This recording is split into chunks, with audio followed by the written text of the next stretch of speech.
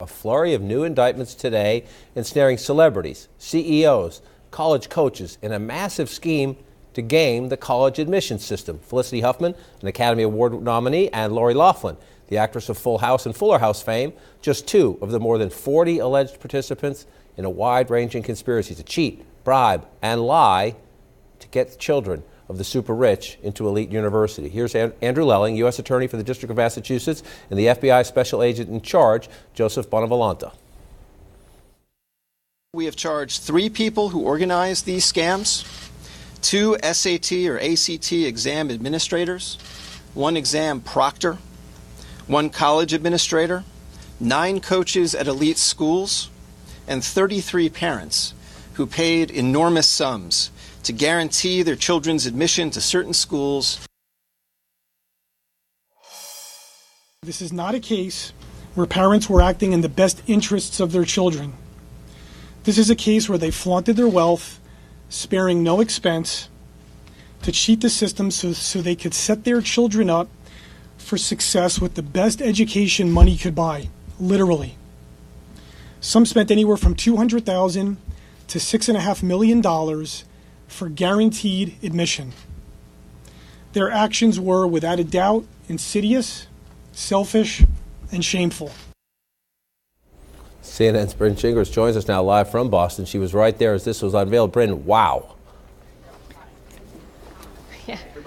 Yeah, exactly, John. I mean, how elaborate this scheme was, according to federal officials, that's what strikes me most. We're talking about just an enormous amount of people involved and now arrested. In some cases, some have already pled guilty, but also just how detailed these schemes were. Now, again, let's talk about the center of this all. His name is Rick Singer. According to authorities, he's already pled guilty to some federal charges, and he basically set up a nonprofit, and parents would come to him and basically ask for his help to get them into elite universities. We're talking about USC, Georgetown, Yale University, and he did it in 2 different ways. One route some parents would take is basically have their kids take SATs, ACTs, entrance exams, and he would either have someone who was very smart, as authorities say, retake those tests, changing some of those answers in order to get a higher score for those admission tests.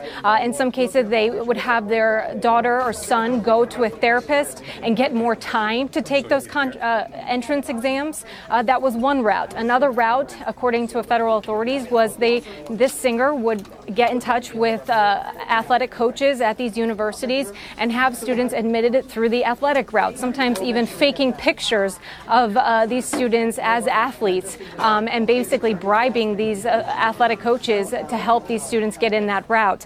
I know 2 names that we've been talking about who were parents that have been arrested is Felicity Huffman, an Academy actress, a nominee.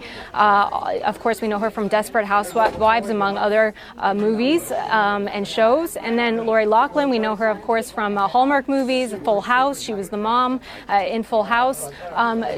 According to these court documents, they took 2 separate routes. Felicity Huffman, if you go into these court documents, basically asked for Singer's help, allegedly, to take the tests for her daughter and declined to have him do the same thing for her second daughter. And federal authorities actually said they're not sure why she changed her mind for the second time around. When you look at the charging documents for Lori Loughlin, they said that they used Singer's help in order for her daughter to get into USC through Crew, even though she had no talent whatsoever with that sport. So again, a lot of details just came out in that news conference, and it's just mind-blowing, the amount of money that was pushed around, how many people were involved, the fact that even some of the children knew that this was happening, some of the children don't.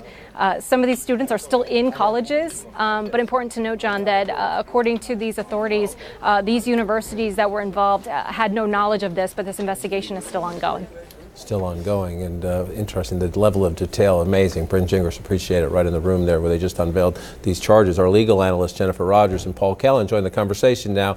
Please don't follow me. You're a lot smarter than me when it comes to this, but let me just start with you first, Jennifer. When you hear the level of detail from the U.S. Attorney, the FBI, the IRS, obviously they say the ringleader is agreeing to plead guilty, so they flipped the guy at the top of the pyramid. What else is your big takeaway here? Well, I'm just impressed by the scope of this investigation. I mean, as you said, they did apparently get Rick Singer to plead guilty. So clearly he, I think, has told them all about the scheme. That must be how they were able to wrap all of this up in just over a year, I think the U.S. Attorney said it took. So, you know, it's impressive scope. You know, hopefully these universities will be able to clean house. There are a lot of coaches here who I'm assuming will be fired. You know, what the schools choose to do about the students, you know, will be up to them. I'm sure they'll do their own investigations and decide how to proceed. But it's an impressive investigation. You know, I do hope that Rick Singer, if he's pleading guilty, didn't get a terrific deal out of this, a cooperation deal. You know, usually you wouldn't cooperate the head guy against people below him. So we'll have to wait and see when his documents are released, whether it's a cooperation agreement or just a plea agreement. But it's certainly an impressive takedown.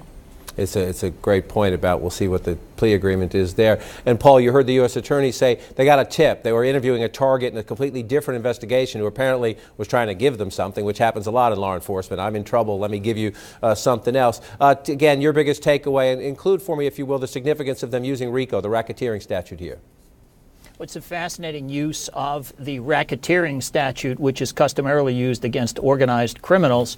That's what it was designed for, and the feds now have figured out a way to apply it to college admissions. The result, this is probably the biggest college admissions scam in U.S. history. It's really kind of staggering in its dimensions. It's nationwide. It involves some of the top schools in the United States. And it's going down, by the way, at a time when Harvard's being sued for the way they admit minorities to their colleges. Here we have, on the other hand, parents who are bribing their way in to some of America's top colleges. And it's a very sophisticated scam that involved cheating on ACT and SAT scores, the forgery of false athletic resumes to make it look like you're some sort of a star athletically and deserve admission to an Ivy League college. So it's a fascinating use of the RICO statute to solve a crime. And obviously to both of you, I mean, it'll get a ton of attention because of the celebrities involved. Two well-known actresses who obviously were trying to help their children and go to what the prosecutors say was incredibly corrupt and illegal efforts to do so. But you have A, two Hollywood stars. B, these schools, Yale, Stanford, USC, Wake Forest, Georgetown, athletic coaches who were taking bribes. In some cases, the prosecutor said the coach put all the money into the program, but in most cases they kept some of the money and either kept all of it or put it in. Just again, as you go through the level of detail here, what does it tell you, Jennifer? Well, I don't even know how they put money into the program. I mean, these were illicit bribes going to the coaches, so I don't even know how they would put money into the program. I mean, one thing I think these colleges are going to have to think about, particularly those that have strong athletic programs like UCLA and USC and Stanford, are, you know, the oversight that they give to these coaches, and what do they do once these students arrive and, you know, all of a sudden they claim an injury or they're just not participating. You know, there ought to be more oversight of these athletic admissions, because clearly this Rick Singer person was able to recruit coaches from all over the country. I mean, how do you do that? You can't just walk in or pick up the phone and say, hey, would you like to take some illegal bribes? So the fact that he was able to get so many participants at these top colleges really, I think, should be a wake-up call to these schools to keep a better eye on this process. And Paul, help me just a little bit about what we're talking about in terms of penalties. Again, I'm going to focus on the two known names. But if you go through the parents, all of the parents here, and some of them are from the business community, a lot of rich, privileged people here, but Felicity Huffman and Lori Loughlin both charged with conspiracy to commit mail fraud and honest services mail fraud. What are we looking at here in terms of potential punishments? Well, for most all of the parents involved, you're looking at a felony that could lead to 5 years in federal prison. This, of course, depends upon what the federal guidelines are with respect to their involvement. But they're all very, very serious felonies with very, very serious jail sentences. They got a tough road ahead. Tough road ahead, to say the least. Paul Kellen, Jennifer Rogers, appreciate it. Bryn Gingras as well.